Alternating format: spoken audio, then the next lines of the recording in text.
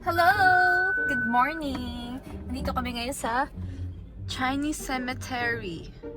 So, I'll show you guys paano kami mga Chinoy na celebrate. Celebrate talaga yung term. Paano namin spend ang All Saints Day. So, yan. Ganyan yung itsura ng Chinese Cemetery. Wow! Ito yung mga mayayaman. Bongga ang kanilang mausoleum. Grabe, ang daming tao. Usually kami, 1 week before ng All Saints Day kami pumupunta ng cemetery para maiwasan namin yung ganito, yung traffic, tsaka yung dami ng tao. Apparently, sila din, gano'n din inisip. Last year, hindi naman sila ganito eh. Last year, walang tao. Ngayon, ang dami. Oh, by the way, so, today, imi-meet ng boyfriend ko, si Taima and Taikong ko. Tsaka angkong ko rin pala. Actually, na-meet na niya eh. Pero... Hindi pa kami nakapag-usap eh. Yeah. Kanina, ang daming mga pulis doon. Tsaka, sobrang daming kotse nakapark. Ayan o, daming nakapark. Parang may mga VIP daw doon. Sino kaya yun? Hintay nga ako nga. Wait lang, sabihin ko. Chip! Parang bahay na din eh. Uy, ano to? Bago to ah. Hindi, nag-iihaw yan. Hindi, bago tong building. Matagal na yan. Wala. Nakita yan? Ah, Matagal wait. na yan. Hindi, ito yung dinadaanan namin. Hindi. Ah, kaya... Columbarium yan eh. Ano yung columbarium? Yung mga nag-cremate dyan. Ah, yung hindi afford gumawa ng ganyan mga bahay. Mahal kasi. Hmm. Kaya apartment, kung apartment lang yun. Housing lang din. Yan. So, dito kami nagpa-park. Tapos, papasok kami dyan sa skinita na yan. Doon kami sa looban. Hello! Good morning! Oo. So, ito yung kayamanan ng mga ninuno namin. Papadalhan namin sila ng pera through M. Luilier. And we're here! Kinausap ko na yung ano. So, si Daddy, matalino kasi si Daddy. Ang ginawa niya, kahapon pumunta sila dito. Kinausap na yung ano. Oh, may tagalinis kasi dito. Ang ginawa ni Daddy, ang ingay naman ni Mother. So si Daddy, inutusan niya yung tagalinis na magdikit na ng mga ganyan. Para hindi na kami magdidikit. O, diba? Ano na lang kami, pie-pie na lang kami. So, ito yung mga food offerings namin. Favorite ba to ni Taima? Favorite to ni Taima? Hindi, ako. Hindi wala. Bakit ikaw ba yung food offer namin, Daddy? Hindi lang. Wow! May Nacho King pa, ah. Social. Grabe naman. Unhealthy naman itong pinamimigay, oh. Okay, so ito nga pala si Taima. Ay, may butiki. Tapos ito, si Taikong. So, si Taima, siya yung grandmother ng papa ko. Tapos si Taikong, siya yung grandfather ng papa ko. And this area, ito yung supposedly garden nila Taima tsaka Taikong. Yan.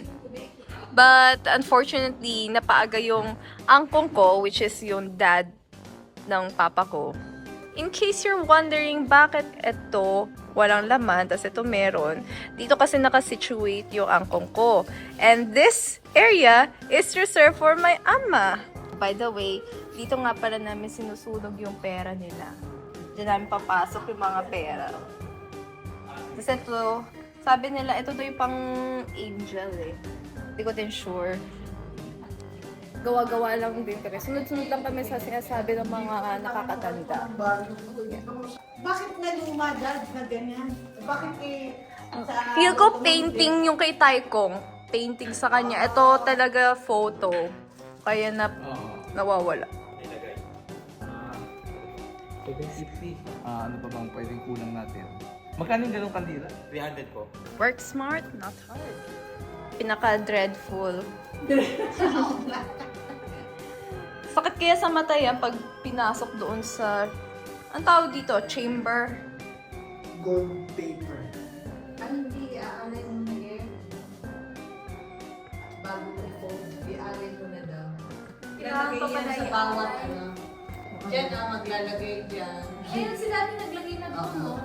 Iaalay. Naglagay na din siya doon, eh. Siguro pwede na yan next year. Wala pa yung tatay niya. May galit yata si Daddy sa tatay niya. Ba't hindi na lang tayo maglagay ng ano, candle holder? Kaya naman yun. Di ba? Life hacks. Mm. Ako pa. Grabe na may mga lamok dito. Oh. Ang laki.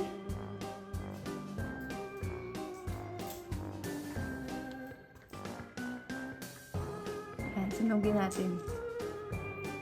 Whee! Sunog na yung lamok. Okay, thank you. Kawawa naman, sinunod mo. Kainis siya eh. Sa Pati. bagay, cremation naman tawag. Cremation tawag doon. Kasi dalawa namang option yan eh. Kung gusto cremate or yung buo. So, pinili nila na cremation na lang siya. Kasi daw yun ang uso ngayon. Ngayon, laki oh.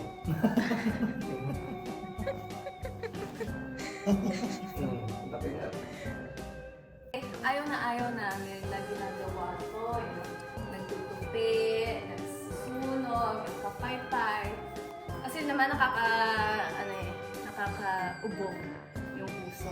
Nung kabataan ko, ayaw ko yan. Pero ngayon na mature na ako, na-realize ko na it's not about the rituals. Huwag mo na isipin yun. Parang isipin mo na lang yung respect na pinapay mo sa ancestors mo.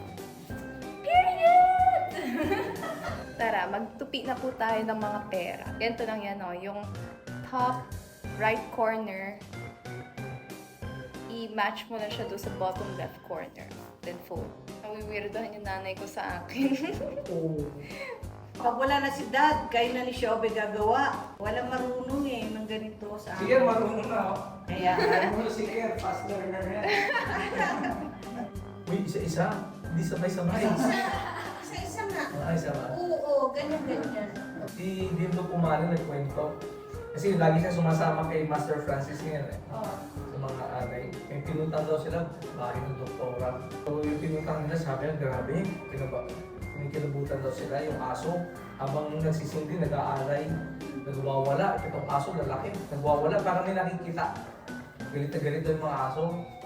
Tapos yung doktora, dahil kaya siya tinawag, namamaga yung kabilang kamay. Doktora yun ah. Hindi daw malaman bakit. So habang nagsisindi siya, nagdadasal, umiyak yung doktora, sakit daw, lalo sumasakit. Sabi niya sa doktora, pasok ka muna sa bahay, huwag ka dito. Kasi siguro nagsiseremony siya, nagagalit lalo yung mga multo. After ng alay, yung mga aso tahimik na raw.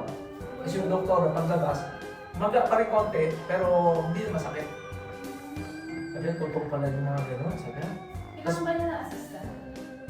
Sabi ko nga eh, sasama Mamaya ko eh. pumasok Kasi sa mga katawan artista, niya. dami yung picture, mga artista, ano rin sa kanya, nagpapapuso eh. Ito na po yung barbecue. Ano mo yun sa inyo? Gold crust. Ganyan yung bag na pula. Dali, wag na! Props pa! Okay, tapos na tayo magtupit ng pera. Ngayon, susunugin na natin sa chamber. Naubos na yung apoy, so kukuha tayo dito ng apoy sa kandila. Imo din to. Yan. Yan lang. Tapos, ganun lang. Ingat lang. Tapos, paypayan mo para lumakas yung apoy, para mas mabilis masunod yung papel. Medyo masakit ang sa mata. Ganito po ang buhay namin yearly dito sa sementeryo. Period! Ayun siya, sa likod. Hello? Ayun o. Ah, si Tama. Ay, ayun mo, ayun yung picture niya. Sino yan? Yung unang asawa yata. Ah, unang asawa ni Taikong. Oo. Oo, hindi pa talaga uso ang camera noon, no? Si Angkong. Ah, gwapo. Kamukha mo, Daddy, oh. Pero Daddy, mas gwapo ka pa din. Siyempre. Kakaiba lasa. Ay, alasa yun. Daddy, pingin na 100. Pingin na 100. Wala. Bakit? Or kahit 50 na lang. Bakit? Ayan, sige, 20. Salamat po.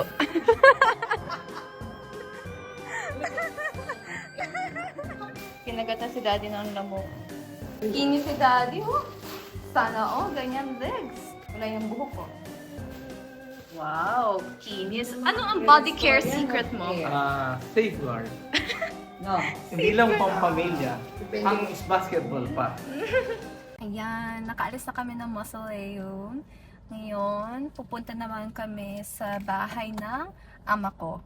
Which is, mama ng papa ko. Yeah. Isa pa, isa pa!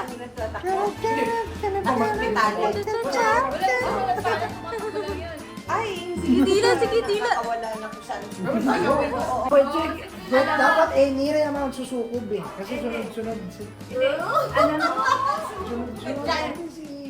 si Archie, iba this year lang din. Next year. Next year, pwede na. Si Jollibee. Pwede na.